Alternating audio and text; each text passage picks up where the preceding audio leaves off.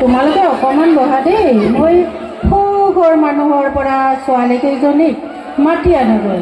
থাকা সখীহঁত, থাকা দেই। যোৱা সখীহঁত, যোৱা সখী, যোৱা, সোনকালে আহিবা দেই।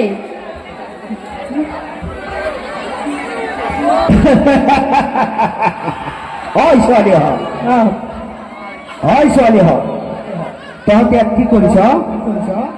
তহঁতৰ জানো ঘৰত কাম বন নাই?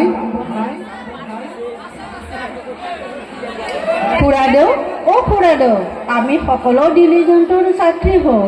আমি সকলোৱে আমাৰ গাঁওখনত থকা স্কুললৈ নোযোৱা ছাত্ৰ ছাত্ৰীবোৰক একাডেমিমুখী কৰাৰ বাবে এখন সভা পাতিবলৈ মনস্থ কৰিছে খুৰাদেউ। কি কলি? কি কলি? সভা কৰিবি? একাডেমিলৈ ল'ৰা ছোৱালী পঢ়াবি? তহঁতক কিয় ইমান গৰজ কৰিছে? তহঁতক আনৰ ঘৰৰ ছোৱালীক একাডেমিলৈ আনিবলৈ? তহঁত চাগে বহুত শিক্ষিত হলি নহয়নে? যা যা, ঘৰলৈ যা বুলি কৈছো, যা।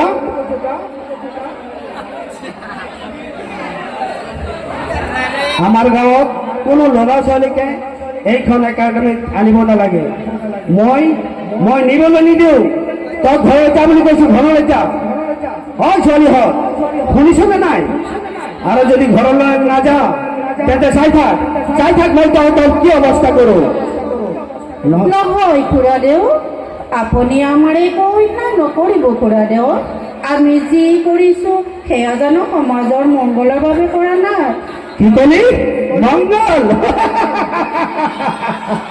মই তহঁতৰ কোনো কথাকে নহলো। যা বুলি কৈছো যা, নহলে চাই থাক মই তহঁতৰ কি অৱস্থা কৰো। আমাক বচোৱা, কোন গোট আছে? আমাক বচোৱা। কোন আছে এইখন সমাজত মোক ভেটিবলৈ? ময়ে সকলো, ময়ে সমাজৰ ত্ৰাণকৰ্তা, ময়ে সৰ্বৰ। আমাক ৰক্ষা কৰা। মই আহিছো সখী, মই আহিছো। কোনে তোমালোকক এনে কৰিলে সখীহঁত? ঐ ছোৱালী, তইনো কাৰ ঘৰৰ ছোৱালী? তোৰ ইমান স্পৰ্ধা, তোৰ ইমান সাহস, তই কাৰ লগত ফেৰ মাৰিছে জান? মই তোক ঘৰ বনাক কৰি পেলাম। এনে অন্যায় নকৰিব খুৰাদেউ, এনে অন্যায় নকৰিব। আমিতো আপোনালোকৰে সন্তান। এনে স্থলত আমাক কিয় অন্যায় কৰিছে খুৰাদেউ? আমিতো সমাজৰ ভালৰ বাবে ওলাই দিছো। ইয়াত আমাৰ দোষ ক'ত খুৰাদেউ? মই এইবোৰ একো নুবুজো। মই মাত্ৰ জানো এইখন গাঁৱত না কোনো শিক্ষানুষ্ঠানৰ প্ৰয়োজন, না ইয়াত কোনো উন্নয়নৰ জয়গান চলিব। ইয়াত মাত্ৰ মোৰ ৰাজত্ব চলিব। মই এন্ধাৰৰ ৰজা। মোৰ কোনো পোহৰ নালাগে, মোৰ কোনো সমাজ নাই, মোৰ কোনো ধৰ্ম নাই, মই মাত্ৰ এন্ধাৰৰ ৰজা। খুৰাদেউ, আপুনি মাত্ৰ মোৰ দুটামান কথা শুনক। মোৰ কিবা যদি আপোনাৰ পচন্দ নহয় তেন্তে যি কৰিব কয় আমি তাকেই কৰিম খুৰাদেউ। দয়া কৰি যাতে দুটিমান কথা শুনক খুৰাদেউ। ঠিক আছে তেন্তে কি কবি ক, কিন্তু মনত ৰাখিবি দে, মই কিন্তু এন্ধাৰৰ ৰজা।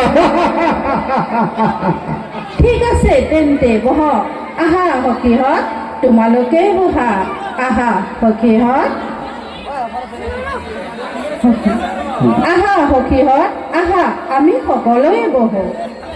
শুনক খুৰাদেউ, এইখন একাডেমি জন্ম লভৰে পৰা আমাৰ ওচৰ চুবুৰীয়া, ধনী দুখীয়া, কৃষক, ব্যৱসায় সকলোৰে ল'ৰা ছোৱালীক ইয়াত শিক্ষা গ্ৰহণৰ বাবে নাম ভৰ্তি কৰায়। অভিজ্ঞ সম্পন্ন শিক্ষকসকলৰ দ্বাৰা ইয়াত পাঠদানৰ সুব্যৱস্থা আছে। প্ৰতি বছৰে এইখন একাডেমিৰ পৰা বহুত ভাল ল'ৰা ছোৱালী উচ্চ শিক্ষা ল'বলৈ আন ঠাইলৈ গুচি যায়। প্ৰত্যেক বছৰে 100% উত্তীৰ্ণৰে এইখন অঞ্চলত সুনাম কঢ়িয়াই এইখন একাডেমিৰ সক্ষম কৰিছে। আৰু এষাৰ গুৰুত্বপূৰ্ণ কথা হৈছে খুৰাদেউ, এইখন একাডেমীৰ ৰত্ন সদৃশ মালিক আব্দুল ৰউফ আহমেদৰ আপ্ৰাণ চেষ্টা আৰু ত্যাগৰ ফলত এখন নহয়, দুখন নহয় খুৰাদেউ, তিনিখনকৈ শাখাৰ জন্ম দি এইখন বৃহত্তৰ অঞ্চলৰ শিক্ষাৰ এক নতুন বিপ্লৱ আনিবলৈ সক্ষম হৈছে। ইয়াতকৈ আৰু সৌভাগ্যৰ কথা কি হ'ব পাৰে খুৰাদেউ, নহয়নে বাৰু?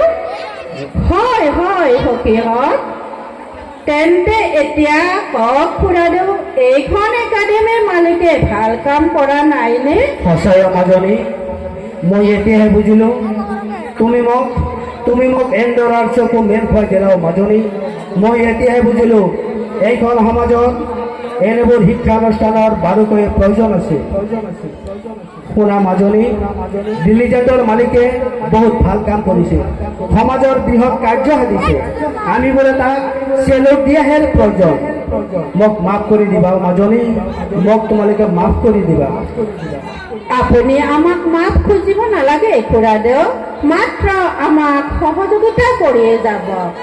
সখীহঁত, এনেদৰে সমাজৰ এন্ধাৰৰ পৰা কলাৱদ্ধ মাৰ্গই সমাজৰ দেশ আগুৱাই গৈ থাকে। আহা সখীহঁত আহা,